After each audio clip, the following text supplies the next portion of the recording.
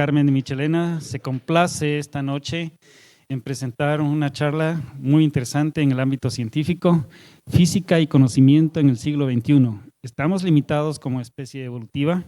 Sí, esta charla va a estar a cargo de Manuel Nieto Vesperinas, ¿no? Él es un profesor investigador ad honorem del CSIC y miembro elegido del Instituto de Física en el Reino Unido y la Sociedad Óptica de Norteamérica. Él es miembro de la Academia Electromecánica del MIT en Massachusetts y se doctoró en el King College de la Universidad de Londres. Y ha desarrollado la docencia y charlas en distintas universidades, tanto de los Estados Unidos como de Europa. Así es que, bienvenido. Un pedido. El pedido de siempre, que por favor los teléfonos móviles estén apagados, en silencio, a fin de que no se pueda interrumpir la charla como nos ha ocurrido en algunas ocasiones.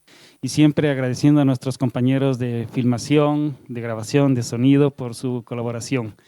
Muchas gracias. Manuel, por favor. Vale, ¿está bien así? Vale. Entonces voy a empezar con estas dos frases célebres de Einstein y del físico del siglo XX, Eugen Wigner. Como veis ahí, es extraordinario el que podamos entender cosas importantes de la naturaleza gracias a las matemáticas.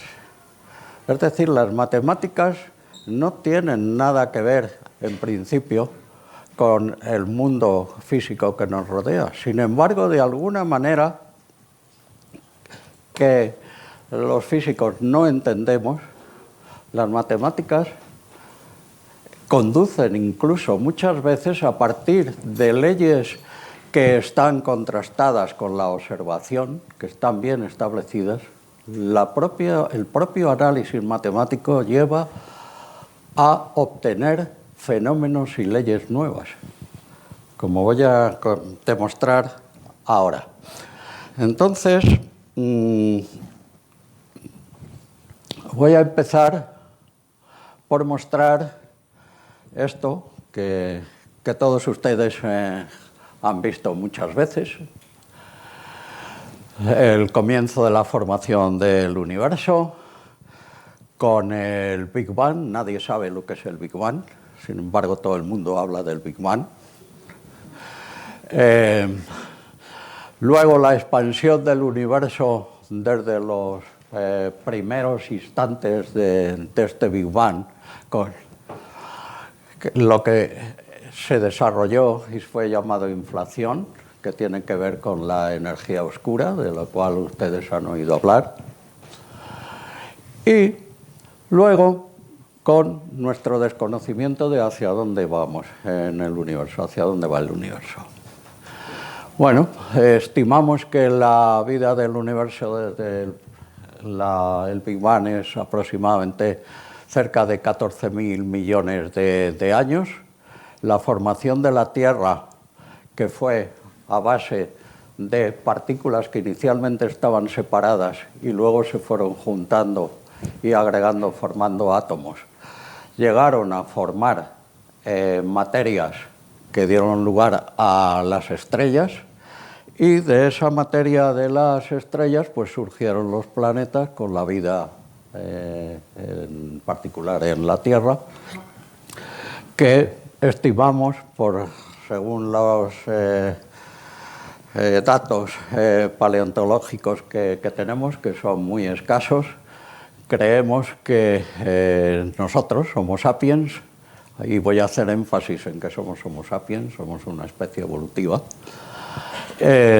tenemos del orden, existimos desde hace aproximadamente cerca de 200.000 años. Época en la cual llegamos a convivir con una especie anterior, que fue el conocido hombre de Neandertal. Bien, entonces lo que voy a desarrollar aquí, es decir, la excursión que vamos a hacer va a ser la siguiente. Todos conocemos lo que es la física clásica, es decir, la mecánica, la óptica, la electricidad, el magnetismo, la termodinámica. Todo eso es física que llega hasta finales del siglo XIX y es la que está totalmente de acuerdo con todas las observaciones que hacemos. No merece la pena detenerse aquí, todos sabemos de lo que estamos hablando. Pero luego surgen, a principios del siglo XX, la teoría especial de la relatividad, que se refiere a cosas que van muy deprisa. Cuando digo muy deprisa, quiero decir que van a velocidades comparables a la velocidad de la luz. La velocidad de la luz, como todos sabemos, es 300.000 kilómetros por segundo. Una velocidad enorme a escala humana, pero una velocidad enormemente pequeña a escala del universo. Luego vamos a hablar también de la teoría general de la relatividad, que se refiere también a lo que es muy rápido, pero también a lo que es muy masivo, es decir, todos los cuerpos que forman el espacio astronómico. Y luego vamos a hablar puntualmente de la mecánica cuántica, que se refiere al mundo de lo muy pequeño, relacionado con los átomos y las partículas elementales. Bien, entonces voy a hacer ahora una lista de los hitos para que sirvan de referencia de lo que, digamos, han sido los hitos de referencia, de avance, de conocimiento respecto a lo que es el mundo. Empezamos con Newton.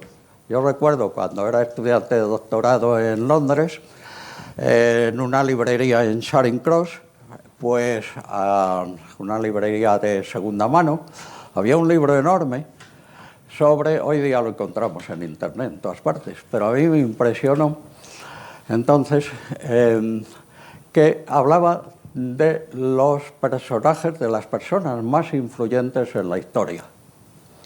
Pues bien, las dos primeras personas que aparecían, las dos primeras páginas, eran Jesucristo y Isaac Newton. No recuerdo cuál estaba primero, seguramente era Jesucristo.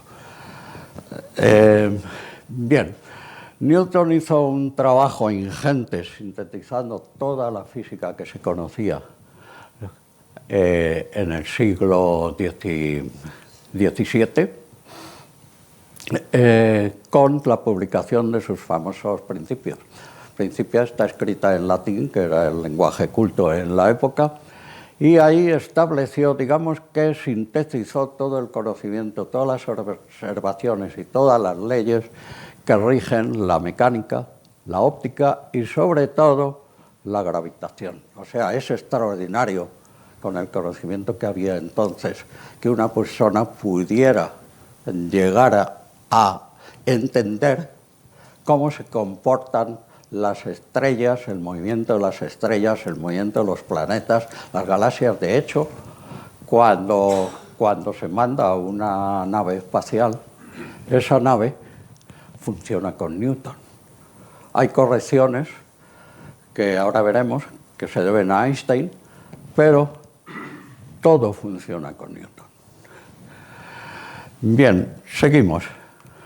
Luego llegamos a otro gigante, unos años más tarde, que es James Clerk Maxwell, el físico escocés Maxwell. Maxwell hizo un trabajo del cual creemos que no fue plenamente consciente de sus implicaciones.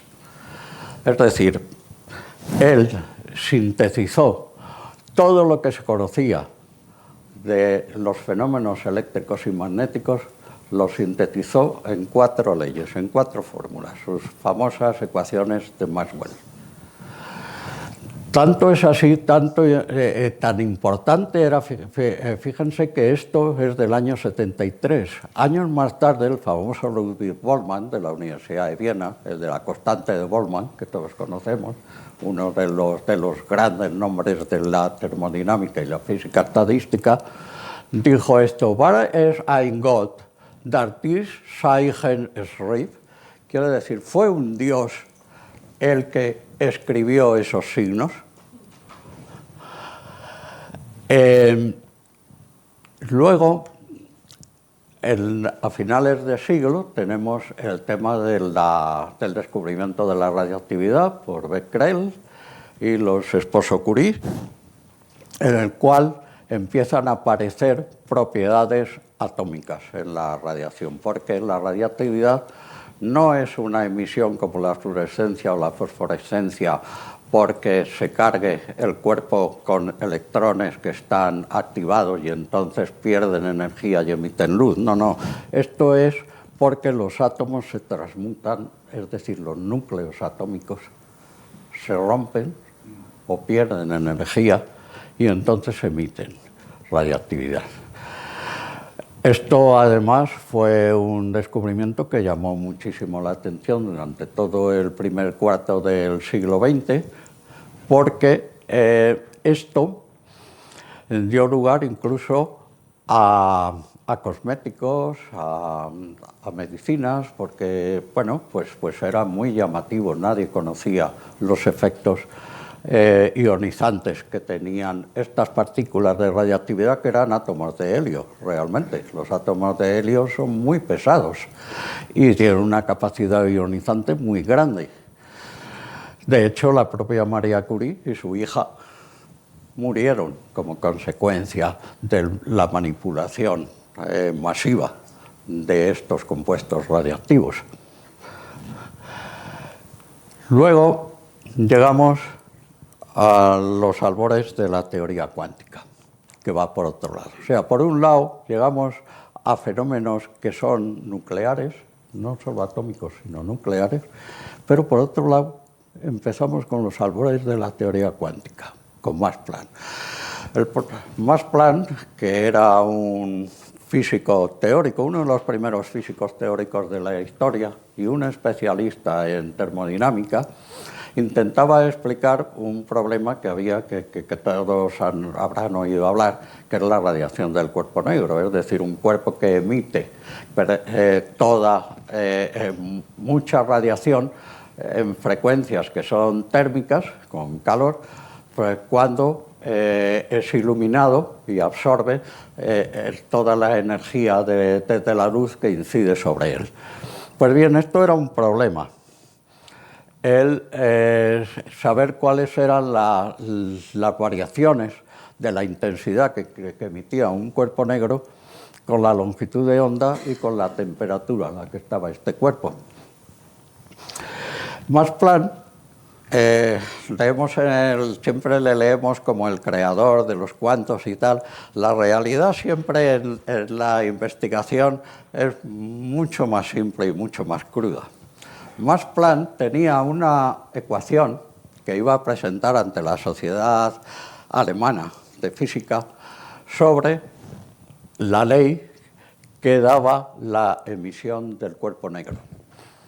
Pero un día, un amigo suyo que va a comer a su casa, se llamaba Rubens, es un físico también conocido, Rubens, le dice que tiene unas medidas experimentales que no coinciden en absoluto con la ley, con la fórmula que él ha escrito. Y Max Planck luego relata que en un acto de desesperación, y esto hay que subrayarlo, se pasó días y noches intentando ajustar su fórmula a lo que su amigo había observado, había detectado. Y entonces tuvo que meter a capón una cantidad que él lo llama cantidad auxiliar H, la constante de la famosa constante de Planck. Viene del alemán, que es Hilfe, help, como help, ayuda, cantidad auxiliar. Y esa cantidad auxiliar resulta que Einstein, que cuando era un funcionario de la Oficina de Patentes de Berna, no había encontrado una posición académica, porque Einstein era un personaje absolutamente, yo diría, insubordinado y además una persona que ponía en serios problemas a los profesores, y entonces le fue imposible encontrar una posición académica. Su amigo Marcel Grossman, un matemático también famoso que fue compañero suyo de carrera, le encontró, era una persona de una familia bien relacionada, y le encontró un trabajo en la Oficina de Patentes, y entonces en 1905 resulta que salen 4 artículos en la revista más importante de física de un funcionario de una oficina de patentes que ni siquiera viene de una universidad, que se llama Einstein, y que dice que esa cantidad auxiliar y esos paquetes que Planck había metido, que no sabía lo que significaban, resulta que son los fotones, los cuantos de luz, las partículas que conforman la luz. Tengo que decir que Newton había dejado sentado 2 ideas muy importantes que influyeron durante todo el desarrollo de la física. Una es el concepto de espacio absoluto, es decir, que los cuerpos se mueven siguiendo las leyes de la gravitación en un espacio absoluto, y luego además, en lo que se refería a la luz, él postulaba que la luz estaba compuesta de partículas, de corpúsculos. Pues bien, Einstein, por otra parte, ese concepto de Newton luchaba, digamos que competía y estaba en conflicto con observaciones que se hacían según las cuales la luz se comportaba como una onda. Pues bien, Einstein fue el que dio carta de naturaleza a la partícula de Newton. Hay que decir que cuando Einstein llega a escena, la teoría corpuscular estaba abandonada. Entonces, Einstein introduce el concepto de fotón, con él llega a describir el efecto fotoeléctrico que todos conocemos, el que da lugar a toda la energía eléctrica por luz, por energía solar, por lo cual le dieron el Premio Nobel de Física. La gente se extraña de que no le dieran el Premio Nobel de Física por la teoría de la relatividad, pero realmente este trabajo es extraordinario. Y además, que siempre los físicos experimentales que observan cosas tienen más facilidad de obtener un premio Nobel que los que aportan solo ideas. Y esto sí que era algo que llamaba al experimento y tenía aplicaciones. Bien, luego Einstein, en otro artículo ese mismo año, escribe su teoría especial de la relatividad, que ahora veremos lo que es. Y un poco más tarde, Rutherford, un investigador, un profesor del laboratorio Cavendish de Cambridge, en Reino Unido. En aquel tiempo este laboratorio era la meca de la física, allí estaban todos los físicos famosos que hacían descubrimientos año tras año. Entonces, tras unos experimentos, establece que los átomos se componen de un núcleo y da un modelo de átomo equivalente a un sistema solar. De hecho, el núcleo atómico, si lo pusiéramos en el centro del Estadio Bernabéu, sería una mota de polvo. O sea que el tamaño del átomo es infinitamente mayor que el del núcleo. Pero el núcleo es muy masivo y es el que realmente es responsable de desviar fotones cuando chocan contra él y otras partículas. Einstein, unos años más tarde, publica su teoría de la gravitación, que es la teoría general de la relatividad. Esto le costó un trabajo ímprobo el sacarlo. Hay que decir que la ciencia no la descubre la gente a partir de la nada, por inspiración divina. Había un montón de trabajo que a Einstein le ayudó a sacar esta teoría, que es absolutamente, yo diría que grandiosa y impresionante. Y entonces ya entramos en lo que sería, digamos, la física cuántica moderna. El príncipe Louis de Broglie, francés, en su tesis doctoral, postuló que realmente la dualidad de que una partícula como es el fotón correspondiera a una onda no se daba solo en la luz, sino que seguramente por una serie de experimentos, de muchos, que no vamos ahora, no tenemos tiempo de discutir aquí, había una serie de problemas con otras partículas, en particular con los electrones, con los átomos, que todos tenían naturaleza corpuscular, naturaleza cuántica, y Louis de Broglie postula que las partículas elementales tienen un comportamiento también como ondas, lo mismo que los fotones, o sea que pueden interferir y estas cosas. Siguiendo las ideas de Broglie, el físico austriaco Erwin Redinger escribe una ley que es la que describe, es la que rige toda digamos, el comportamiento de los estados cuánticos de las partículas, siguiendo la idea de Broglie de asociar velocidad y de asociar el número de ondas de una onda a una partícula. Yo escribo una ecuación, la famosa ecuación de Redinger, que se puede meter dentro de lo que es la mecánica ondulatoria.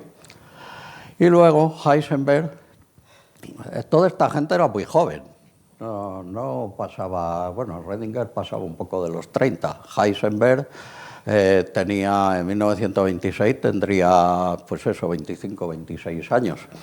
Después de unas vacaciones llega a su universidad, donde estaba Max Born, que era, digamos, su jefe en el departamento, y le plantea unas fórmulas que ha encontrado para lo que es la emisión de luz por el átomo de hidrógeno. Max Born se da cuenta de que las fórmulas que he escrito no corresponden a números ni corresponden a vectores, sino que corresponden a matrices. Y por eso lo he metido aquí como mecánica matricial. Y realmente mecánica cuántica propiamente dicha es debida al propio Max Born, que le da una carta de naturaleza al comportamiento de la oscilación esta de la onda que va asociada a cada partícula. Y luego tenemos el físico inglés, Paul Dirac, de la Universidad de Cambridge también, que generaliza toda esta mecánica a los casos de partículas que se mueven a velocidad de la luz, que realmente todas las partículas elementales se mueven a la velocidad de la luz cuando no están ligadas. Entonces, esto además, sus fórmulas dan lugar a que postule y prediga la existencia de antimateria. Por ejemplo, a los electrones pues les correspondería una partícula exactamente igual, pero con carga positiva. De hecho, la interacción de materia-antimateria da lugar a rayos gamma, da lugar a luz. Y uno de los problemas de los tantos que tenemos en física es que no entendemos por qué el universo que conocemos se compone de materia, pero no se compone de antimateria. Bien, este es una foto de congreso digamos, una serie de personajes de los que he hablado. Aquí tienen a Max Planck, Marie Curie, Einstein, Langevin, Niels Bohr, Max Born, de Broglie, Dirac, aquí tienen a Heisenberg, a Pauli y a Schrödinger, entre otros muchos. De los 26 componentes que había en este congreso, 17 recibirían el Premio Nobel de Física. Y bueno, se puede decir que la tecnología que tenemos hoy día, incluida la medicina, pasa por esta gente, por toda esta gente. Bien, entonces voy a intentar hablar 4 cosas de la teoría especial de la relatividad. Miren ustedes. Como decía antes, Maxwell seguramente no fue consciente de la trascendencia de sus ecuaciones, pero había encontrado una cosa, y es lo que yo decía al principio de las matemáticas. A partir de la ley de Ampère, de cómo una corriente eléctrica crea un campo magnético, y a partir de la ley de Faraday, de cómo un campo magnético variable crea una corriente eléctrica, es la famosa dinamo, resulta que haciendo puramente matemáticas de esas leyes, uno tiene que, primero, el campo eléctrico y el magnético están ligados entre sí y se propagan siempre como una onda electromagnética. Y además se propagan a la velocidad de la luz, con lo cual, y además esto se deduce solamente de esas fórmulas de Maxwell. Por eso es por lo que digo, este es un ejemplo típico de cómo la matemática pura puede llegar a describir la existencia de una ley que no conocíamos. O sea, nadie sabía lo que era la luz, pero Maxwell, con sus ecuaciones, demostró que la luz era una onda electromagnética. Esto luego se hicieron experimentos, etcétera, etcétera. Entonces, una onda necesita un medio para propagarse. El sonido se propaga en el aire. A ver, las ondas de agua se propagan en el agua. Maxwell se acogió a la idea de que existía una sustancia de la que todos han oído hablar, que se llama el éter. Y el éter era el medio que impregnaba todo el espacio en el cual proveía, digamos, el vehículo para que tal onda electromagnética o la luz se propagara. Entonces, el éter estaba ligado al espacio absoluto de Newton, que todo el mundo creía en él. Y entonces los físicos se plantearon, caramba, sería interesante conocer cuál es el movimiento de la Tierra en el éter. O sea, si hay un espacio absoluto y hay un éter y la luz se propaga ahí, ese éter tiene que constituir un sistema de referencia absoluto y entonces cualquier cuerpo se mueve en él. Pues bien, todos los experimentos fueron negativos. Algunos de ustedes habrán oído hablar del famoso experimento de Michelson y Morley, que fue negativo a finales del siglo XIX. Pues bien, Einstein, que profesaba una enorme admiración por Maxwell, y Maxwell fue la guía de todo su pensamiento. Hay que decir otra cosa. Einstein era un filósofo también. Es por lo que es tan profundo el trabajo de él. Y por eso era tan diferente a todos los demás. Pero fíjense, en 1905, como he dicho antes, publican los Anales de Física de la Sociedad Física Alemana. Aquí hay nombres célebres como Paul Drude, Max Planck, Röntgen, el descubridor de los rayos X, tal. Pues este funcionario de la Oficina de Patentes publica un artículo que se llama Sobre la electrodinámica de los cuerpos en movimiento. Y su primera frase se refiere a Maxwell.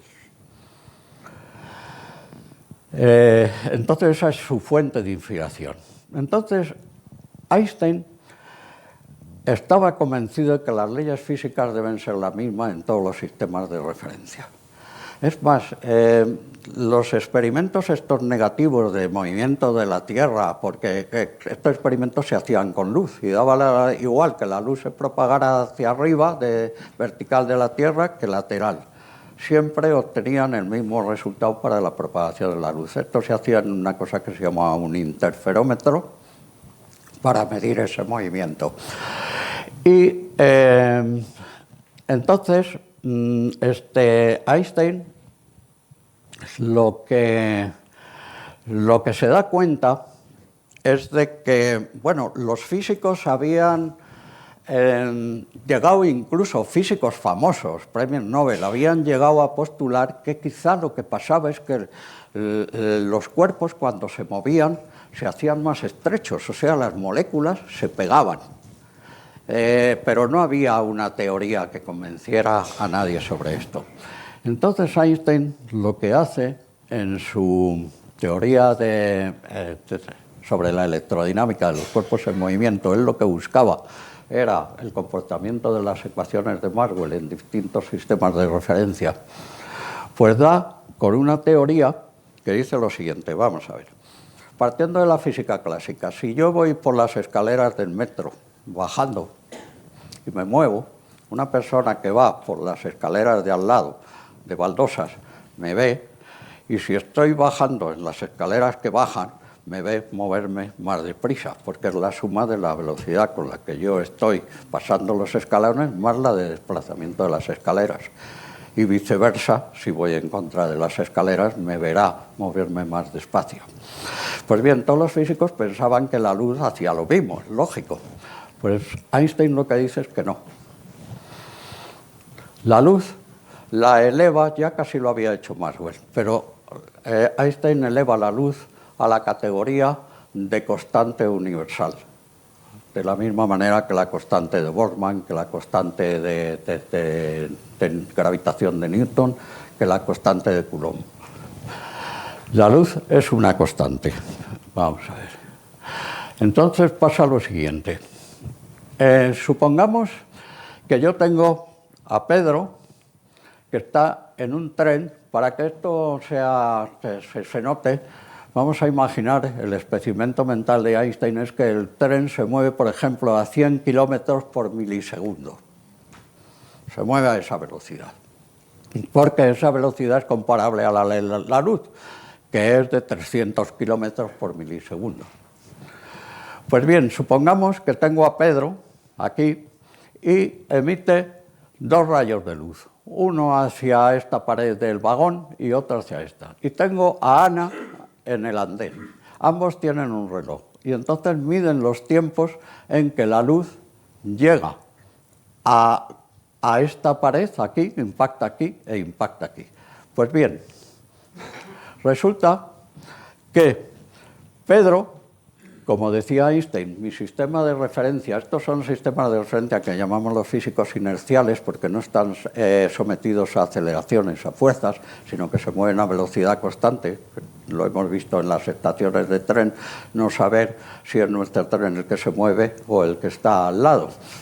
Entonces, Einstein dice, bueno, Pedro piensa que su sistema de referencia es totalmente válido y verá, como la distancia es la misma, verá que la luz impacta en ambos sitios a la vez.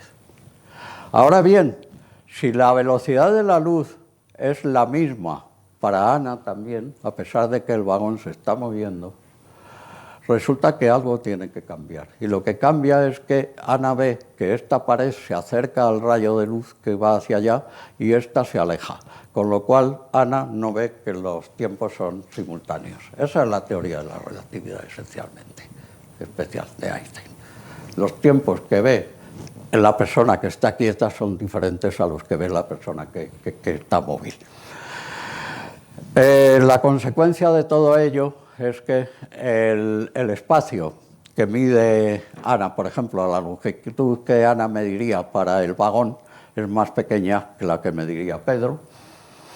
Y también que el reloj de Pedro no es que de repente las agujas se muevan más despacio, no.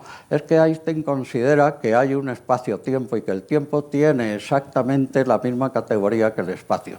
Es decir, hay un efecto de perspectiva en el tiempo que no lo podemos entender así intuitivamente. Pero resulta que el tiempo para Pedro se dilata con respecto al tiempo para Ana. El reloj que marca el tiempo de Pedro se mueve más despacio que el que marca Ana. Pero es simplemente una cuestión, insisto, de perspectiva geométrica. No es que al reloj le pase nada especial. Es que cuando se juntaran se darían cuenta de que el reloj de Pedro se había atrasado un montón con respecto al reloj de Ana. La teoría general de la relatividad.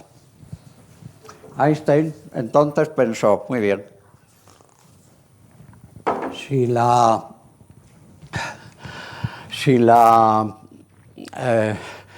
leyes de la física son las mismas en todos los sistemas de referencia, entonces, ¿qué pasa cuando los sistemas están acelerados? Cuando yo voy en un coche y tomas una curva muy rápida, la fuerza centrífuga, que es una fuerza de inercia, me empuja hacia la puerta. Pero en este sistema de referencia también se deben de cumplir las leyes de igual manera.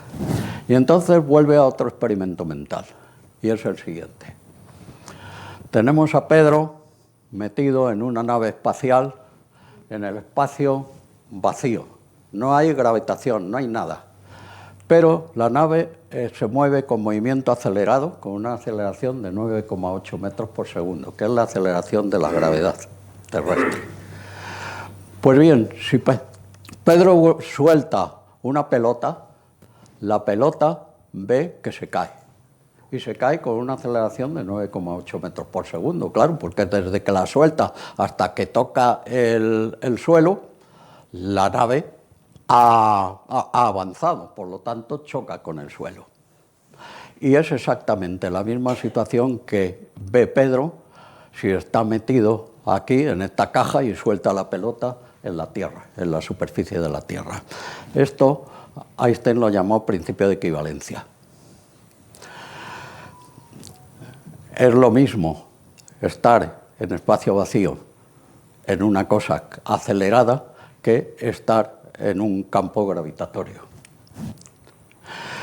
Recíprocamente, ¿qué es lo que pasa si Pedro va en un ascensor y de repente se descuelga y cae al vacío? Entonces resulta lo siguiente, que Pedro suelta la pelota y este observador que está en la Tierra dice, caray, pues están cayendo los dos. Pero Pedro ve la pelota suelta ahí, que no cae al suelo del ascensor. Luego, entonces, está en ausencia de gravedad. Un cuerpo que cae al vacío es como si estuviera en ausencia de campo gravitatorio. Y eso es lo que pasa. Entonces, esto es lo que todos hemos visto en la famosa película de Kubrick, de 1969. En la segunda parte de la película vemos a las personas en una nave espacial que gira, que va girando al compás del bar del Danubio Azul. ¿Y por qué gira? Pues gira sobre su eje porque crea una fuerza centrífuga. De tal manera, está en espacio vacío, sin gravedad, pero esa fuerza centrífuga crea una sensación de gravedad a las personas que están dentro. Esa es la idea de 1969, pero la situación actual todavía es esta, en la estación espacial. Bien. ¿Qué le pasa a la luz? Ahora vamos a ver la geometría y lo importante y lo bonito de la teoría de la relatividad general. Muy bien, pues otra vez, Pedro va en la nave y de repente entra un rayo de luz por una ventana. ¿Qué hace ese rayo de luz? ¿Cómo lo ve Pedro? Pedro ve esto para el rayo. Entonces, resulta que como eso es esa situación, hemos dicho antes que es la misma que estar en el campo gravitatorio de la Tierra, la luz si yo mando un rayo de luz hacia allá, ese rayo de luz se va a curvar. Lo mismo que si lanzo una piedra, a la velocidad de la luz, por supuesto. O sea, nosotros no vamos a ver la luz curvarse a la escala nuestra por la enorme velocidad que tiene, pero se comporta exactamente igual que una piedra. Y entonces resulta que esto define, la luz es una cosa tan importante que manifiesta la geometría del espacio.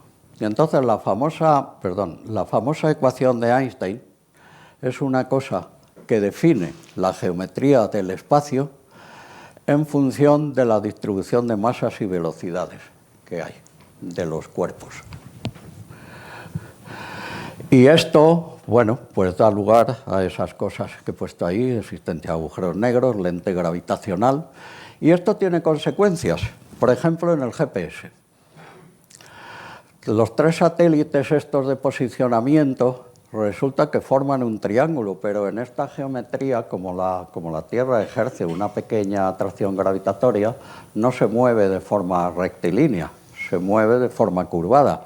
Y entonces los ángulos de este triángulo ya no son 180 grados, sino que son un poquito más. Ese poquito más es suficiente para que haya que tenerlo en cuenta para posicionar relativamente los 3 satélites para que no cometan ningún error en cuanto a mi posición. Entonces, una manera de verlo, digamos, cómo curva el espacio, la masa de los cuerpos astronómicos, en particular la Tierra, sería poner un peso aquí en una membrana y ver cómo se curva. Entonces, veríamos que cualquier cuerpo que entrara en esta zona ya no seguiría una trayectoria recta. Bueno, eso lo vemos, sin más que poner una membrana y lanzando una pelota. Y puede llegar un momento en que la pelota empiece a girar en torno al peso que ha deformado la membrana. Sería una especie de símil grosero de lo que es la afectación de la geometría plana del espacio por la atracción gravitatoria. Luego hay ejemplos de lente gravitacional, de cómo los cuerpos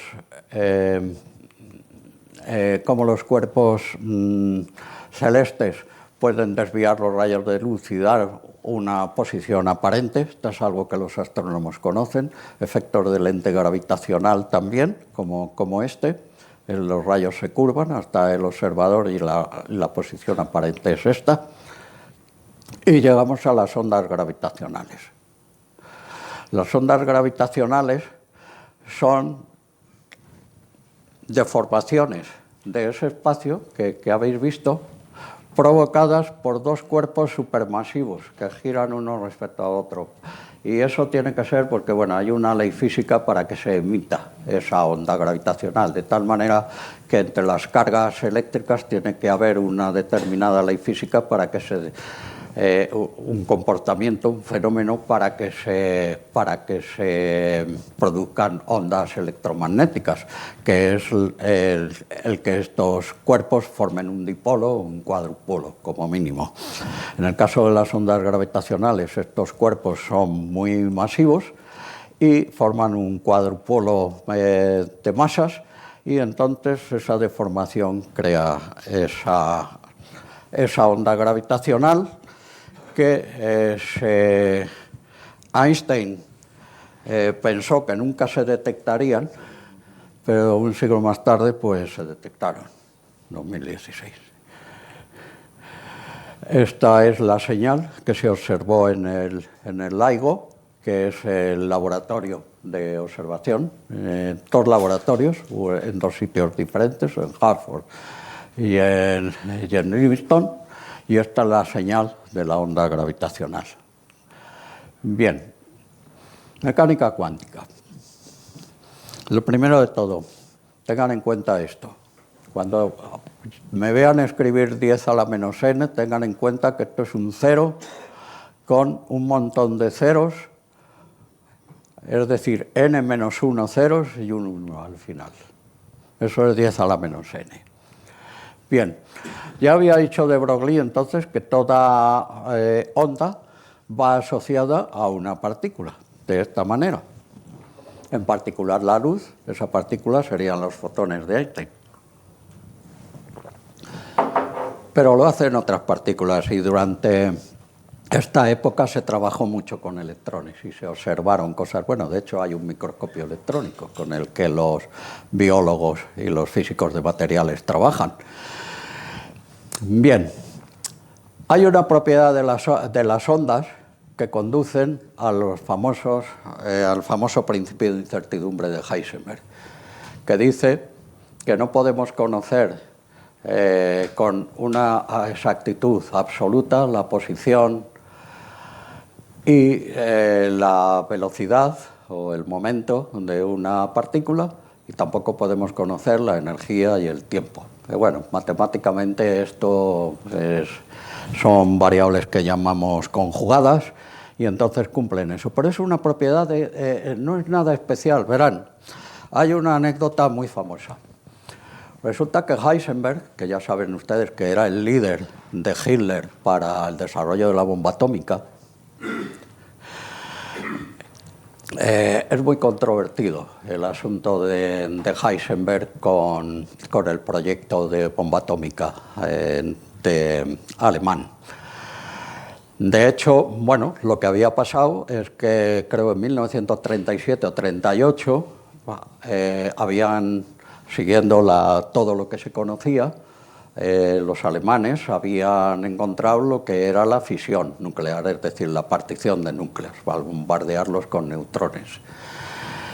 Bien, enseguida todo el mundo, todos los científicos se dieron cuenta de que esto era un camino para crear una bomba nuclear.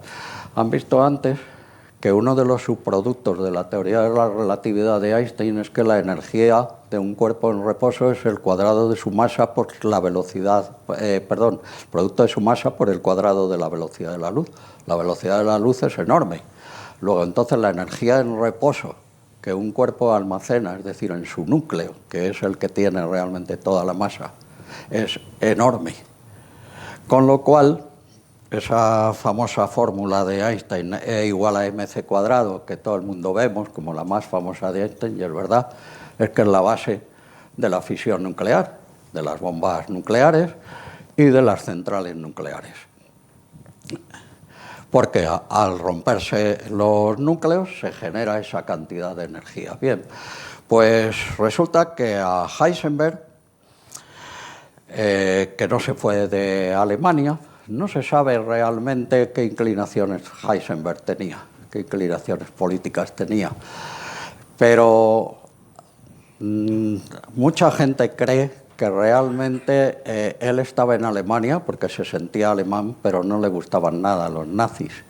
Incluso hay quien cree que Heisenberg intentó sabotear.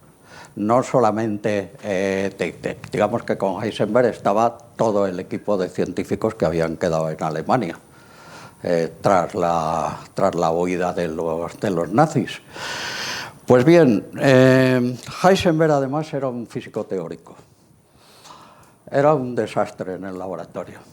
Tanto es así que en su tesis doctoral, en el examen de su tesis doctoral en Múnich, estuvo a punto de suspender y de que no le dieran el título de doctor, porque una de las preguntas que le hizo el examinador, Wilhelm Wien, uno de los físicos famosos en relación con la radiación del cuerpo negro, era que desarrollara cuál era el poder de resolución de un microscopio óptico.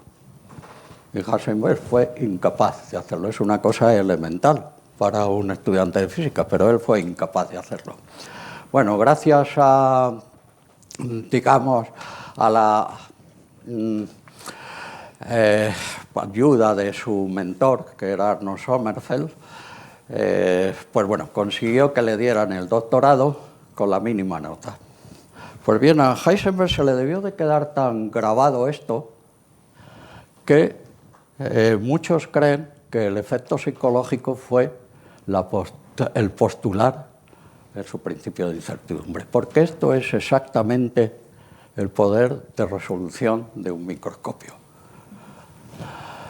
Si ustedes ponen la posición aquí, por ejemplo, fíjense en esto, la posición de lo que es el detalle de un objeto y lo multiplican por la velocidad del fotón. La velocidad del fotón está caracterizada por lo que se abre la luz que llega al objetivo del microscopio. Eso siempre es mayor que una cantidad. Cuando se trabaja con la similitud cuántica entra la constante h de Planck, pero en un microscopio óptico no aparece esta constante. Pues bien, esto es el poder de resolución de un microscopio. Y si lo ponen en tiempo y en energía, esto sería tiempo y frecuencia de la luz, esto sería el poder de resolución de un espectrómetro. Bien, lo importante es que la constante de Planck es una cosa súper pequeña. Fíjense, 10 a la menos 34 julios por segundo.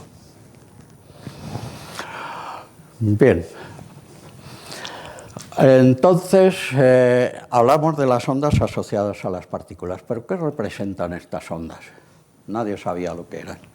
Entonces, Max Born dice, son ondas de probabilidad de encontrar una partícula. Es decir, la partícula se propaga y lo que vemos es la onda asociada en ella, y cuanto más picudo sea el valor de la onda, es que es más probable que la partícula se encuentre ahí. Claro, esto ha planteado ya un problema muy grande, es una interpretación muy extraña, porque incluso en experimentos se llega a la conclusión de que la partícula puede estar en varios sitios a la vez, lo mismo que las ondas. Y entonces esto plantea ya un problema epistemológico. Es curioso que la palabra epistemológico Einstein la emplea 3 veces en su introducción a su artículo de la teoría general de la relatividad. Y aquí Einstein jamás aceptó toda esta mecánica cuántica que parte de esta interpretación de las partículas como ondas que no podemos conocer, o sea, de su posición o su velocidad, en fin, de los principios de indeterminación. Y entonces lo que pasa, y hay que tener cuidado cuando uno lee sobre estas cosas, que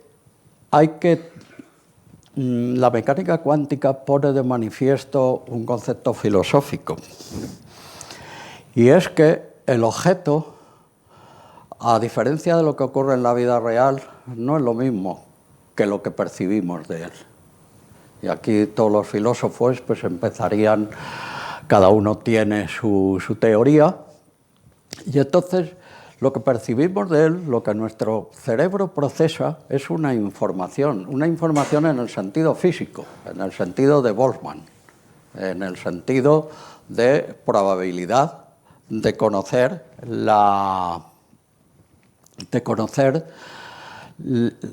realmente las características o los estados de ese objeto.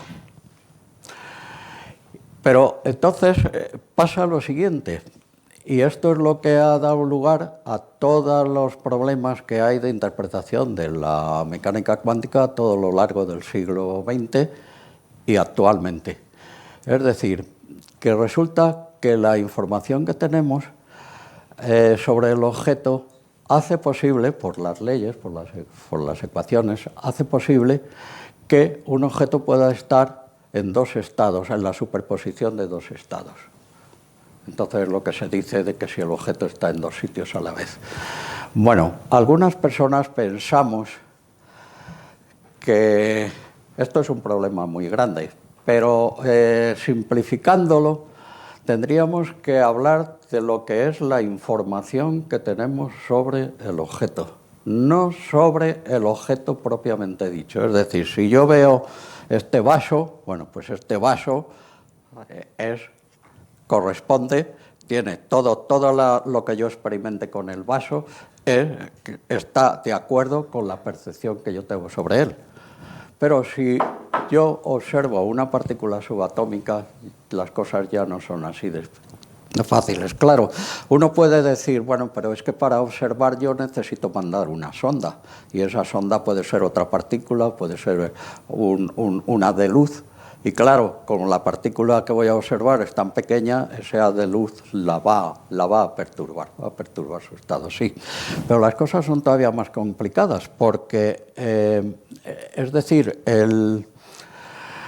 resulta que la superposición de estados, que es algo que Einstein nunca aceptó, da lugar a que, pues podamos describir un estado cuántico con una indeterminación que corresponde a todas las superposiciones posibles. Y de hecho, esta es la base de la computación cuántica. La computación cuántica es esto. Y además, el premio Nobel es curioso, porque el premio Nobel de Física, creo que de 2023, se lo dieron a 3 personas que pusieron, hacía muchos años antes, digamos, unos experimentos con los pilares que daban lugar a esa computación cuántica. Y eso se derivaba de una paradoja que Einstein publicó cuando ya estaba emigrado en Estados Unidos, que es la famosa paradoja EPR de Einstein, Podolsky y Rosen, que decía que la interpretación mecánico-cuántica era incompatible con la teoría de la relatividad de transmisión de información con el límite de la velocidad de la luz. Pues bueno, el caso es que Einstein estaba equivocado, pero su trabajo... Bueno, tengo que decir una cosa. En arte todo el mundo es imprescindible. O sea, si no hubiera existido Velázquez o no hubiera existido Beethoven, la música pues seguramente sería diferente. En ciencia nadie es imprescindible. Si esta gente que he puesto ahí no hubiera existido, habrían existido otros. A lo mejor habría tardado más, habría tardado menos, pero seguramente estaríamos en una situación parecida a la que estamos ahora. ¿Y por qué digo esto de la información? ¿Qué es lo importante? Miren, hay una paradoja que es Schrödinger, el famoso gato de Schrödinger que han oído ustedes hablar, el cual está encerrado en una caja y resulta que tiene delante una botella con gas venenoso y hay un átomo radiactivo que puede radiar o no radiar. Entonces resulta que esta superposición de estados hace que el átomo esté en ambas cosas a la vez posibles, radiar y no radiar. Si radia, el veneno mata al gato y si no radia, el gato sigue vivo. Y cuando abramos la caja, pues veremos una de las dos cosas. Bien, y hay quien dice, bueno, es que el gato está vivo y muerto a la vez. No, señor. No está el gato vivo y muerto a la vez. De la misma manera que una moneda tirada al aire no está en cara y cruz a la vez. O sale cara o sale cruz cuando cae sobre el suelo. Entonces, lo que sí que es posible es la propia superposición de estados, la información. Bien. Entonces, esto, como digo, da lugar a la filosofía. Es decir, Isaac Newton, con sus principios, estimuló el empirismo, cuyo uno de sus exponentes es David Hume. Kant, que creía en las formas a priori, creía en lo que es el ser en sí mismo, con independencia del observador, y Einstein era kantiano.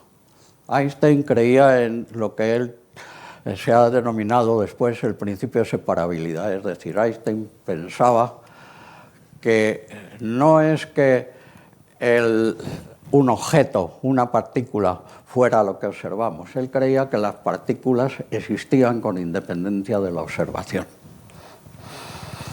Sin embargo, su oponente, que era Niels Bohr, que era un mentor de todos los físicos jóvenes, algunos de los cuales he mencionado antes, como como Heisenberg sobre todo, como Dirac, como Pauli, como Born, se agarró a la indeterminación de la realidad que da la mecánica cuántica. Bueno, esto es una crisis además filosófica que coincide con el teorema de incompletitud de Gödel. Es decir, había un matemático muy famoso que, por cierto, Einstein tuvo grandes problemas para que se le reconociera a él como el que estableció la teoría de la gravitación, porque Einstein tenía un problema, y es que no sabía suficientes matemáticas. Él siempre despreció las matemáticas. Y fue su amigo Marcel Grossmann el que le facilitó el trabajo en la oficina de patentes, el que le enseñó que había unas matemáticas que eran las matemáticas no euclídeas, es decir, de geometría no recta, que estaban despuntando en aquel momento, y le enseñó que tenía que aprender eso y le ayudó a aprenderlo. Pero resulta que Gödel, que crea un teorema de incompletitud a uno de los problemas no resueltos que el matemático, el famosísimo matemático alemán de la Universidad de Göttingen, David Hilbert, estableció, no sé si fue por el año 1909 en una conferencia en París, y estableció una serie de 20 problemas por resolver en matemáticas. Y uno de ellos era demostrar que había una aritmética que era completa y ausente de contradicciones, es decir, que se podían, con una serie mínima de axiomas, se podían demostrar todos los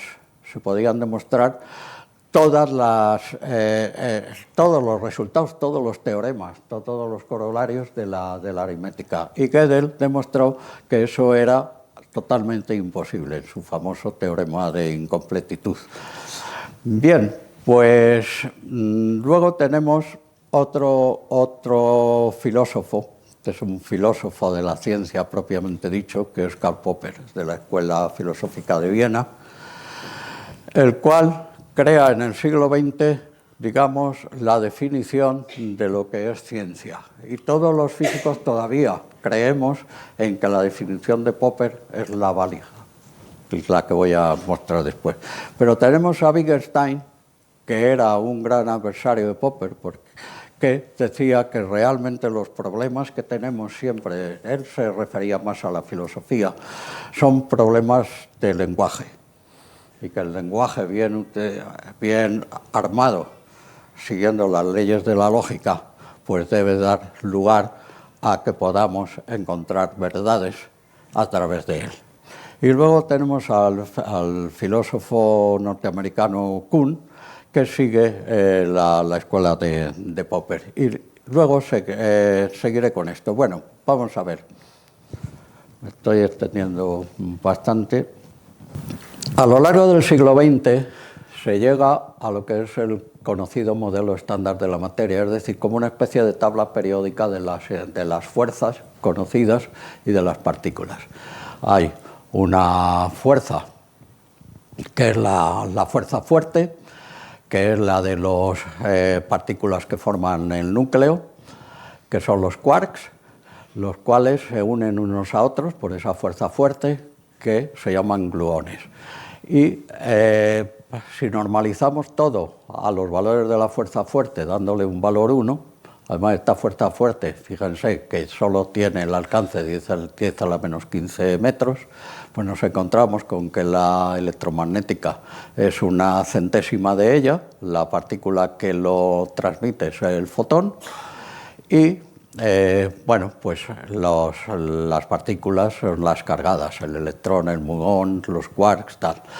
Luego tenemos la fuerza débil, que es 10 órdenes de magnitud menor que la fuerza fuerte, que son los llamados bosones de Gauge, y esta fuerza fuerte es la que rige los quarks, los electrones, tal. Esta es la fuerza que se produce en la desintegración beta, y tiene un alcance de 10 a la menos 18. Pero llegamos a la gravedad y resulta que nadie sabemos lo que es la gravedad. Nadie sabe lo que es la gravedad, a pesar de que es digamos, la fuerza que todos experimentamos desde que nacemos. Nadie sabe qué es la gravedad. Entonces hay teorías, resulta que la gravedad, el problema es que la gravedad es 38 órdenes de magnitud más pequeña que la fuerte y por lo tanto 36 órdenes de magnitud más pequeña que la fuerza electromagnética. Y ese es el problema, que a esa gravedad es tan pequeña que en las escalas en que estudiamos las partículas elementales no se nota, no se percibe, pero hay más. Bueno, se piensa que a lo mejor la partícula mensajera de la gravedad es el gravitón, pero nadie sabe lo que es el gravitón. Bien, y ahora ya vamos al famoso bosón de Higgs. Y es lo siguiente, las partículas elementales realmente no tienen masa, nadie sabe lo que es la masa, hasta que una gente en el año 64 postula que la masa se adquiere por interacción de cualquier partícula con una cosa, con un campo, con una especie de éter de campo que permea todo el espacio vacío, que se ha dado en llamar el campo de Higgs. Y esto surgió porque los bosones estos que rigen la interacción débil, estas partículas V y Z, son muy pesados. A diferencia de estas otras partículas, el gluón y el fotón no tienen masa, estos son muy pesados. Y entonces había un problema físico y matemático que dio lugar a postular que las partículas adquieren su masa a través de este campo de Higgs. De esta manera. Es decir, ese campo de Higgs resulta que actúa como una melaza en el movimiento de las partículas. Y la excitación elemental de ese campo de Higgs es la partícula de Higgs, el llamado bosón de Higgs, que fue descubierto en el colisionador del CERN. El LHC quiere decir el gran colisionador de hadrones, porque hadrones son las partículas nucleares y son los protones que golpean a las partículas en estudio. Y en 2012. Bien, ¿cuál es el mecanismo de Higgs? El mecanismo de Higgs es este. Esto es una viñeta publicada a principios de los 90. Y aquí lo que se representa es un cóctel de políticos en una sala y de repente aparece la señora Thatcher. Fíjense cómo se parece a la señora Thatcher, esa persona. Pues bien, estos políticos que hay aquí, estos políticos son el campo de Higgs. Cuando llega la señora Thatcher, pues todos se arremolinan. Oiga, ¿qué hay de lo mío? ¿Qué tal? Y entonces la señora Thatcher ya no puede avanzar casi, le cuesta muchísimo moverse por ahí. Ese es entonces la manera como la señora Thatcher, la partícula, la que sea, adquiere su masa. Le cuesta trabajo desplazarse por ahí. Entonces, por otra parte, ¿qué es el bosón de Higgs? Pues el bosón de Higgs es que hay una interacción, hay una perturbación en el campo de Higgs porque un señor vocea algo, comunica algo importante. Y entonces la gente se arremolina entre ellos y empiezan a comentar. ¿Qué será esto? Esa perturbación que introduce este señor con esa señal es la que da lugar a este arremolinamiento que se va a propagar totalmente, pasándose de un grupo a otro por toda la sala. Y ese es el bosón de Higgs. Bien, el gran problema de la física hoy día es que la mecánica cuántica es incompatible con la teoría general de la relatividad, con la teoría de la gravitación. Y es incompatible porque el vacío a escalas cuánticas no está vacío, sino que es una cosa enormemente activa. Es lo que algunos han llamado la espuma cuántica. Es decir, las partículas están constantemente creándose y desapareciendo instantáneamente. Nosotros no lo percibimos.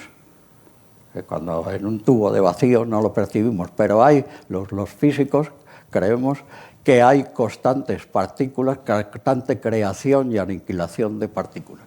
Y de hecho, estas partículas son las que dan lugar a que, por ejemplo, la fuerza electromagnética vaya decreciendo con la distancia, porque va interaccionando con estas partículas y va perdiendo de alguna manera energía. Bien, entonces, ¿qué es lo que ocurre?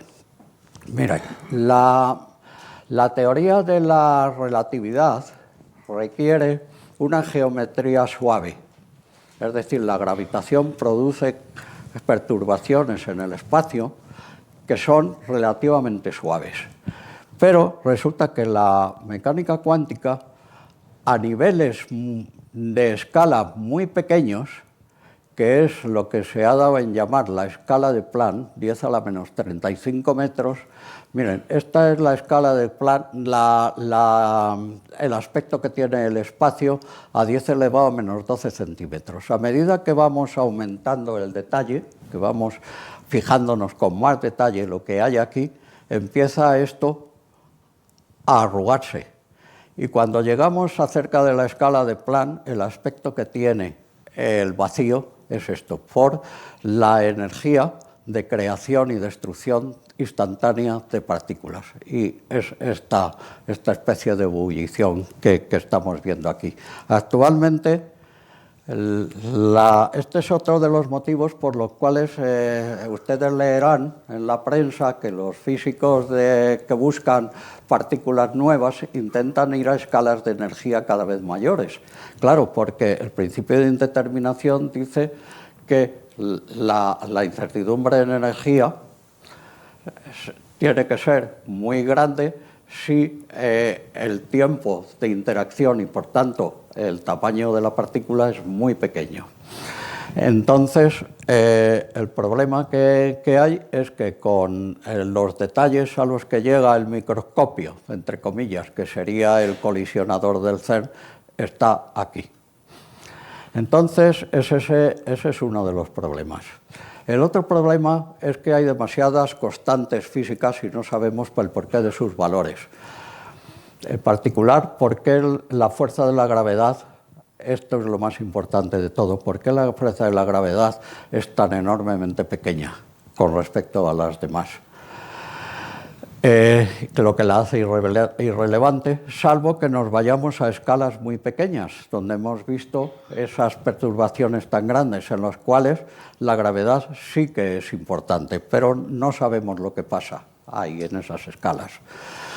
Luego hay una teoría de partículas supersimétricas que algunos, como nadie sabe lo que es la materia oscura, esta que hay en el espacio, que se ha observado que hay algo que produce un efecto gravitatorio sobre la rotación de las galaxias que hace que las periferias de las galaxias giren a la misma velocidad que el centro de la galaxia, lo que debería de ser justamente lo contrario, es decir, que el centro girase más despacio. Pues bien, postulan que hay una materia oscura. Y esta supersimetría postula también a partir de una cantidad que los físicos llaman la acción, que es el producto en un proceso físico, la energía involucrada en el proceso por el tiempo que dura el proceso.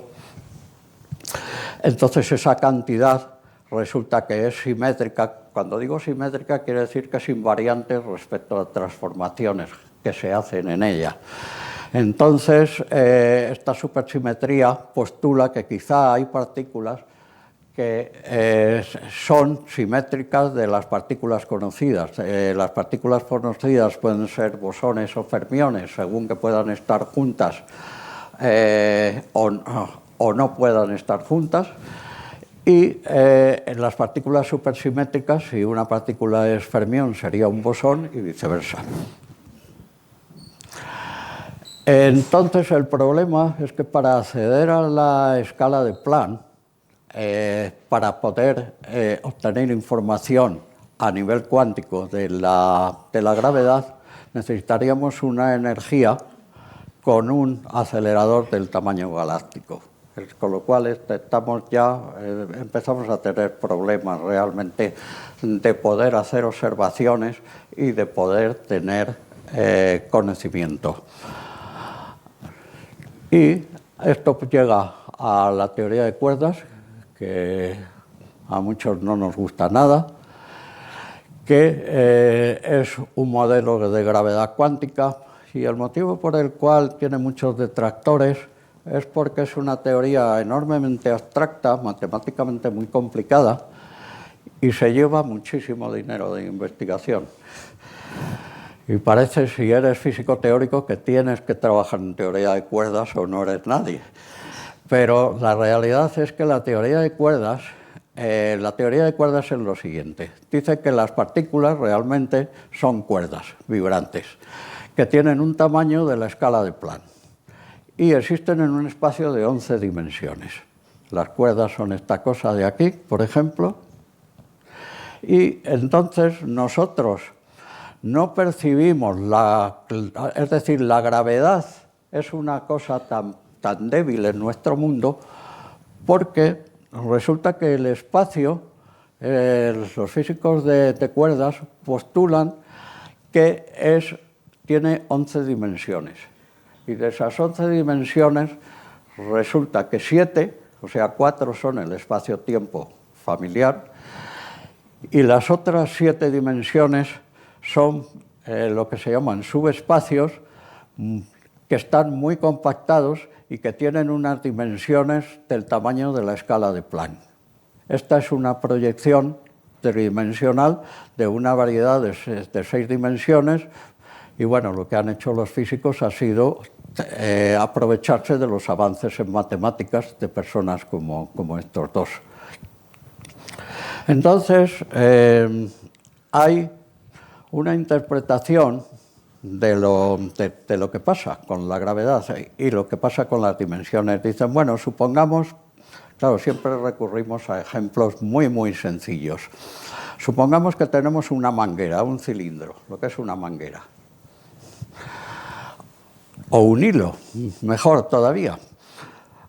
Entonces, este hilo nosotros lo vemos como unidimensional, pero sin embargo, un ser microscópico que viva en el hilo puede desplazarse en torno a la superficie del hilo, puede dar la vuelta. Entonces, lo que para nosotros es unidimensional, resulta que para ese ser muy pequeñito, para esa pulga, pues resulta que tiene 2 dimensiones. Bien, entonces ellos lo que postulan es que eso es lo que pasa con estos espacios, que matemáticamente son fáciles de definir, pero no podemos imaginar intuitivamente. Y entonces lo que ellos piensan es que nosotros vivimos en, digamos, esta sección de este cilindro, la cual expandida sería nuestro mundo. Y entonces la gravedad proviene de otra zona en donde es muy intensa y muy fuerte, y en el punto donde nosotros estamos llega muy débil, porque se desparrama, llega muy desparramada. Esta teoría, es la llamada teoría de Branas, el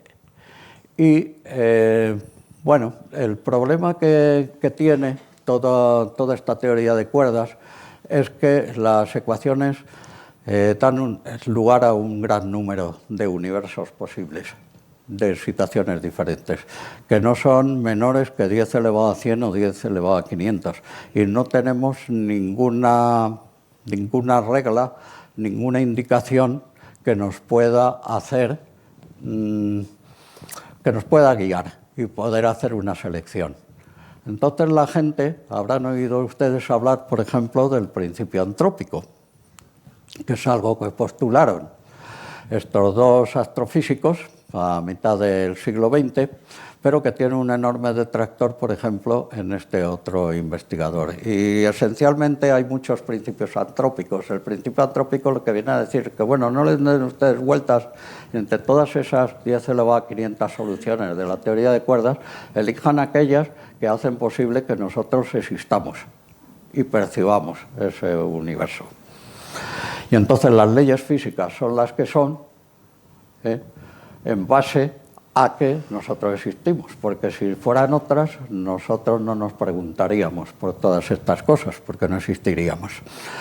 Entonces, bueno, algunas personas como dan como alternativa la selección natural cosmológica, que es el llegar a posiciones de equilibrio cuando esa distribución de posibles universos no es completamente aleatoria. Y bueno, el caso es que la gravedad cuántica es un problemón porque está en el límite de nuestra comprensión. Incluso en relación con lo que es el orden a partir del caos, partimos de la termodinámica y partimos de la segunda ley, es decir, el aumento del desorden en un sistema cuando llega al equilibrio térmico. Sin embargo, ya Boltzmann postuló que podría haber fluctuaciones hasta llegar a ese equilibrio térmico, y este señor, que le dieron el premio Nobel por los años 70, pensó que estas fluctuaciones daban lugar a sistemas disipativos que producían orden y que quizá, bueno, esto nadie sabe porque nadie ha producido vida a partir de materia inanimada, pero estas fluctuaciones pudieran dar lugar a la vida. De cualquier manera, no sabemos lo que es el vacío realmente. Además, el vacío está relacionado con la expansión del universo, porque aparecen las ecuaciones de Einstein como la constante cosmológica, y esta constante cosmológica, pues resulta que nadie sabe calcularla. Y si se calcula a partir de lo que se conoce, pues resulta que esta constante cosmológica vale menos 10, es decir, la cantidad de energía que hay promedio en el vacío, resulta que esa cantidad de energía es un número negativo, que es del orden de 10 elevado a 10 elevado a 61. 10 elevado a 61, es decir, es un número gigantesco, no tiene ningún sentido. Por lo tanto, no sabemos cuál es el futuro del universo y lo que va a pasar con el universo, ni cómo se formó el Big Bang. Y ya termino, porque me estoy pasando de la hora, termino por señalar, sobre todo dentro de estos dos filósofos, como he dicho antes, de Wittgenstein, que asocia el pensamiento con el lenguaje y las leyes de la lógica, y que estos son los límites de comprensión de la realidad, con el criterio de demarcación que establece Popper a mitad del siglo XX, que dice que una teoría científica es algo que es reproducible en las mismas condiciones, pero sobre todo que es falsable. El concepto de falsabilidad es el concepto fundamental en que una teoría sea científica. Que sea falsable quiere decir que siempre está sometida al escrutinio de la observación, del experimento. Siempre. Y el problema que hay es que la física actual se convierte, como digo, en epistemología, y no hay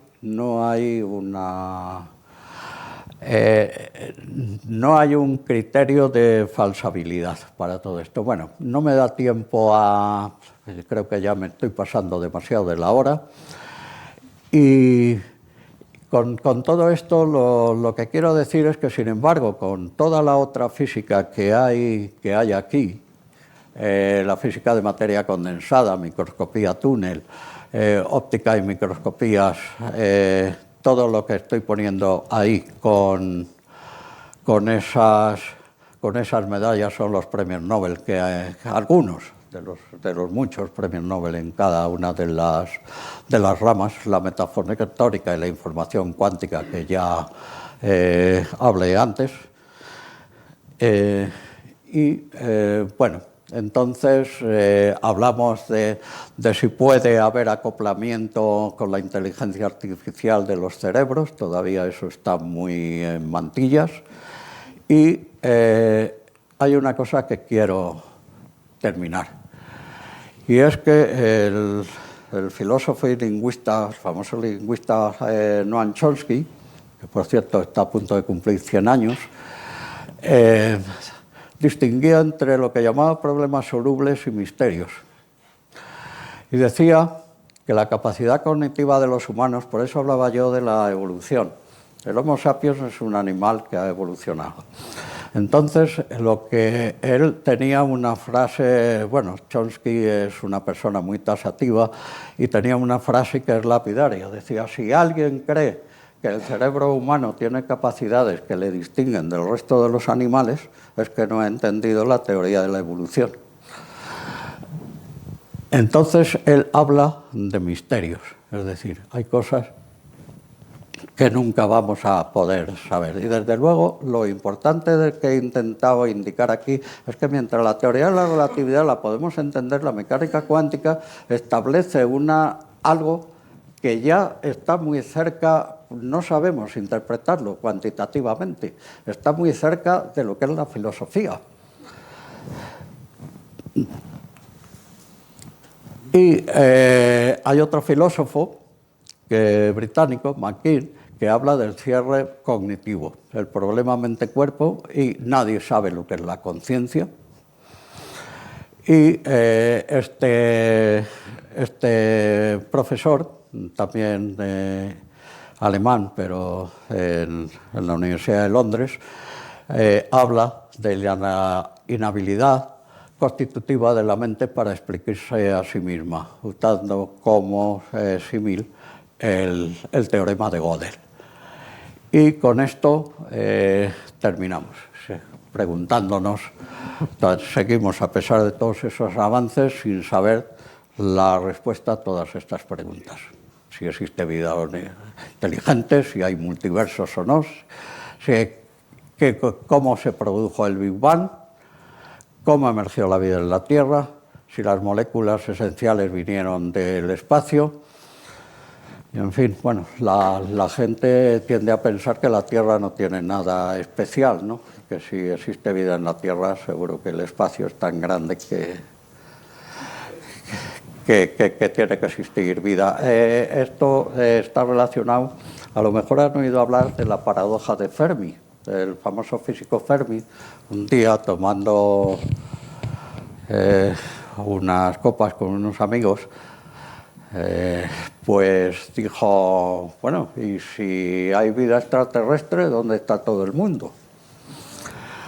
Porque no tenemos ninguna constancia de seres extraterrestres, no hay ningún documento. Entonces, hay teorías que incluso, bueno, aquí lo tenía preparado para hablar de ello, pero que creen que seguramente una de las respuestas a la paradoja de Fermi es la existencia de lo que llaman el gran filtro. El gran filtro de una civilización es una catástrofe que acaba con la civilización. Puede ser una catástrofe exógena o puede ser endógena. Y entonces hay quien piensa que una civilización tiene un tiempo de vida que cuanto más desarrollada es, más corto es. En fin, bueno, esto es algo que queda ahí, que está ahí, y que quizás sea una idea muy simple, pero bueno, ahora nosotros tenemos, en fin, si uno lee artículos sobre el problema del gran filtro, pues el gran filtro lo tenemos en el cambio climático, lo tenemos en las guerras, con la nueva tecnología nuclear que existe. Yo particularmente creo, tengo que decir que como físico yo creo que las bombas nucleares han acabado con las guerras mundiales. Y esto es controvertible, pero yo creo firmemente en ello. Pero bueno, ahí está, es otro gran filtro, el cambio climático, el asteroide y las pandemias. Y bueno, pues lo dejamos ahí. Gracias.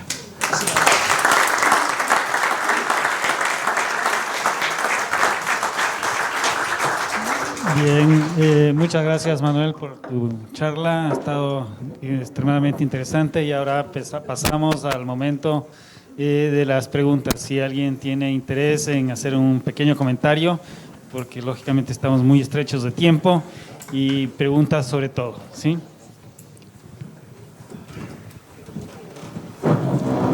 Enhorabuena y muchas gracias por la exposición que nos has hecho, aunque nos has abrumado, porque concentrar en este pequeño espacio temporal todo lo que nos has contado es realmente increíble. Mi pregunta es la siguiente. Ya Galileo anticipó en su tiempo que la capacidad nuestra para entender el universo estaba limitada por nuestra realidad espacial y temporal, por el hecho de que somos pequeñitos, y si lo comparamos con el universo, no digamos, y por el hecho de que en el tiempo, nuestra experiencia pues es de 100 años, ahora la esperanza de vida está ahí. Eso parece que se confirma a lo largo del tiempo, y cuando te he oído decir hace un momento que hay gente que se está planteando hacer un acelerador de partículas del tamaño de una galaxia, pues estaríamos precisamente recurriendo a esa anticipación de Galileo. Sí.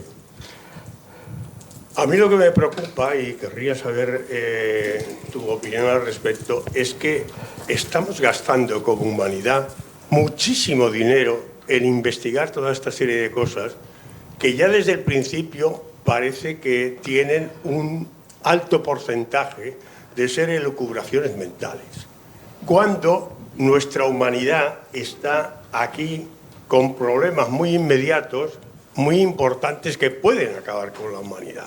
¿Tiene eso sentido? Sí, es una buena observación. A ver,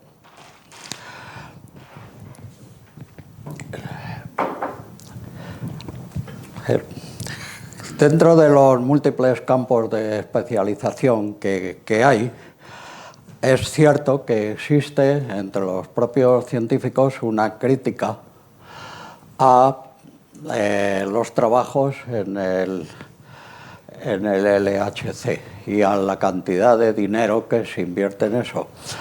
Claro, a ver, realmente estamos en un punto, como he intentado mostrar en la segunda parte, estamos en un punto en que además es curioso, porque Lord Kelvin, el famoso físico inglés de los grados Kelvin, dijo a finales del siglo XIX que en física estaba ya todo por descubrir, ya lo sabíamos todo, y lo único que faltaba por ajustar era precisamente la emisión del cuerpo negro.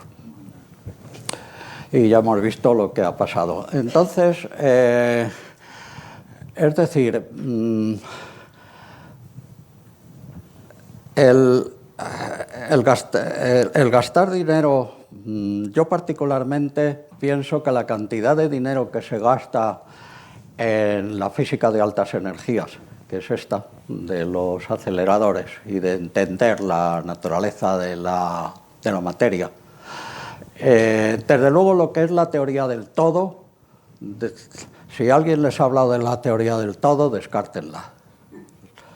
No se crean las cosas que oyen por ahí de la teoría del todo y de la película de la teoría del todo de Hawking, etcétera, porque Hawking era el primero que se daba cuenta de lo poquísimo que hemos avanzado, y desde luego Galileo, que se puede considerar uno de los primeros grandes científicos que establece unas leyes en las cuales se apoya, como decía Newton, me he apoyado en los hombres de gigantes, y uno de esos gigantes era Galileo, con sus leyes de la mecánica. Entonces, yo creo que Galileo, incluso desde que el mundo es mundo y tenemos constancia, tenemos registros en la filosofía griega y antes, todos hemos sido conscientes de las dificultades de entender la naturaleza última del mundo que nos rodea. ¿Es importante gastar este dinero? Pues mire, yo realmente no lo sé. Yo me inclino a pensar que sí, porque creo que son unas cantidades de dinero relativamente pequeñas en comparación con lo que se gasta en otras cosas. Y aunque los físicos van a ciegas, porque ahora mismo la situación en el Large Hadron Collider es que intentamos ver qué pasa si podemos superar la energía a la que tenemos acceso, a ver qué nueva partícula, vamos a ciegas, no sabemos lo que ocurre. Yo creo que es importante el buscar el conocimiento. A ver, hoy día la ciencia hoy día ya no es artesanal. Ya no es artesanal como en los tiempos de Einstein o de Ramón y Cajal. Ya no son artesanos, ya son grandes equipos, grandes compañías las que trabajan. Hay muchísima competencia. Esto siempre ha sido con la naturaleza humana. Hay muchísima competencia. La gente intenta que su trabajo trascienda. Yo soy de la opinión de que sí merece la pena. Tenemos algunos subproductos de esto. Desde luego, tenemos aceleradores de partículas que toda la tecnología que ha dado lugar es un refinamiento de esa tecnología tan grande que, por ejemplo, ha hecho posible el tamaño de ese ordenador. Porque se necesita una finura en la detección tan grande que tiene que haber avances tecnológicos, y la tecnología a su vez crea un avance científico y el científico crea un avance tecnológico. Por ejemplo, la Internet salió de ahí. La Internet salió de ahí. La Internet es una fuente de información que yo creo que es inmensamente positiva para lo que es el conocimiento. Como todo, tienes la cara B, pero bueno, los humanos siempre vamos a presentar una cara B a todo.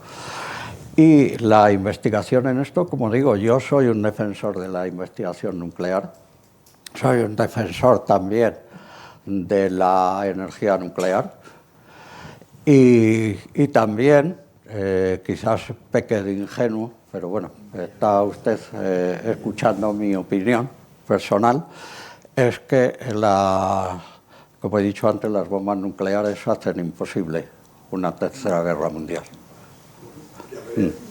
Bueno, muchas gracias. Tenemos dos preguntas más en aras del tiempo. Vamos a pedir que sean cortitas a efectos de que podamos escuchar estas dos nuevas preguntas. Hola. Bueno, en primer lugar, darte las gracias por la magnífica exposición que has hecho de la ciencia hasta el siglo XXI, los últimos grandes... Las matemáticas, que fue el inicio que diste, podríamos decir, la madre de Sí. dar las leyes y el regir, cómo se rige la naturaleza que se estudia. De hecho, el movimiento, vivimos en un mundo en el que todo es cambio, y ese cambio, uno de los grandes fue Galileo, que ya se ha denominado, que fue el que, podríamos decir, dio unas leyes que establecían el movimiento. Un gran matemático fue Newton. Newton fue el creador del cálculo diferencial. Hoy en día todo el movimiento, todas las cosas que cambian, a través de ecuaciones diferenciales, prácticamente se define toda la mecánica clásica o newtoniana. Hubo momentos en la historia que podríamos decir que todas las respuestas estaban ya dadas por esa mecánica newtoniana. Pero sin embargo había huecos, había preguntas. Ahí surge Planck, Einstein fundamentalmente, con el concepto de mecánica cuántica, mecánica relativista, que son los dos ejes primordiales que tenemos ahora. ¿qué ocurre con este tipo de matemática? En ese contexto coge el protagonismo, que ya había surgido con la teoría de juegos, la ociosidad, la estadística. Entramos en un mundo estadístico. Sí. Ha hablado de los grandes interpretadores mediante la estadística de la cuántica y tal. No han mencionado, que me ha llamado la atención, Alan Turing. Alan Turing fue el que llevó la matemática a la interpretación de cualquier rama del conocimiento, es decir, a la biología, a las ciencias naturales en general. Y estableció las bases de la inteligencia artificial que nos mueve ahora y también estableció lo que es la teoría de modelos. La teoría de modelos hoy en día, básicamente todo se analiza a base de modelos. Yo la pregunta concreta, después de esta pequeña exposición que he hecho, y disculparme, es la siguiente. Ahí pones las preguntas que podríamos decir básicas que has dejado como referencia. Y desde el punto de vista de la matemática, como tal, ha tenido su propio desarrollo y, de hecho, matemáticamente pues, ha dado lugar a la teoría de cuerdas para interpretar muchos mundos. La matemática, en el sentido que tú has dado de futuro, si estamos ya acabados, ¿la matemática en sí misma tiene huecos? Parece ser que sí. Gödel ya dijo, aquí ocurre algo raro de que no está completa. Bueno, la pregunta es esta. ¿A través de la matemática se puede llegar a dar respuesta a la pregunta que hacías en el título de esta conferencia? Muchas gracias. Creo que no he entendido bien la última parte. Si a partir de la matemática se puede... Repítelo, por favor. A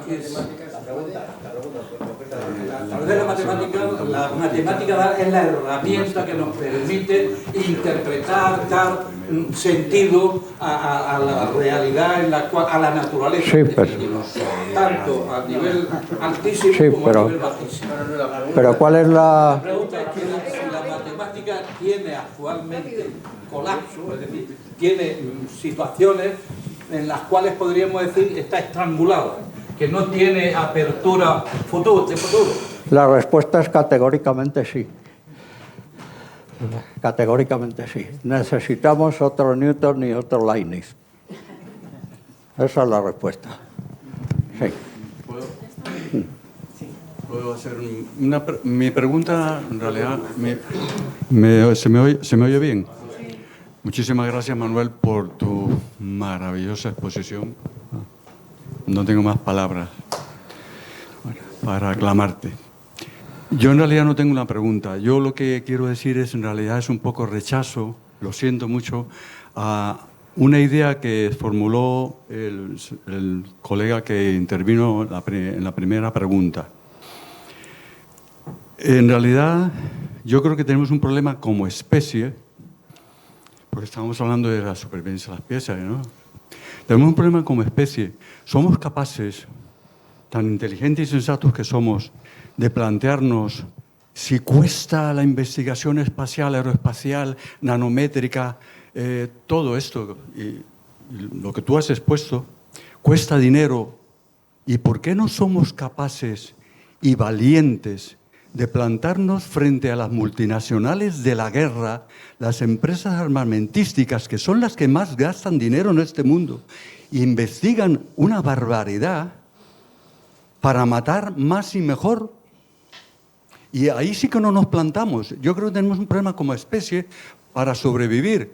O sea, las guerras atómicas vienen del desarrollo de un uso indebido de la energía nuclear, que Einstein también se opuso, y el premio Nobel vino de Nobel, que dejó unos fondos porque inventó la dinamita y dijo, se van a matar con la dinamita. Acabo ya. ¿Por qué no somos capaces de decirles a las multinacionales de la guerra, las empresas armamentísticas, se para ya? Gracias. Creo que no sé qué pensáis sobre esta pregunta. Mi opinión particular es que hay una separación todavía muy clara entre las instituciones académicas y las instituciones y las compañías tecnológicas.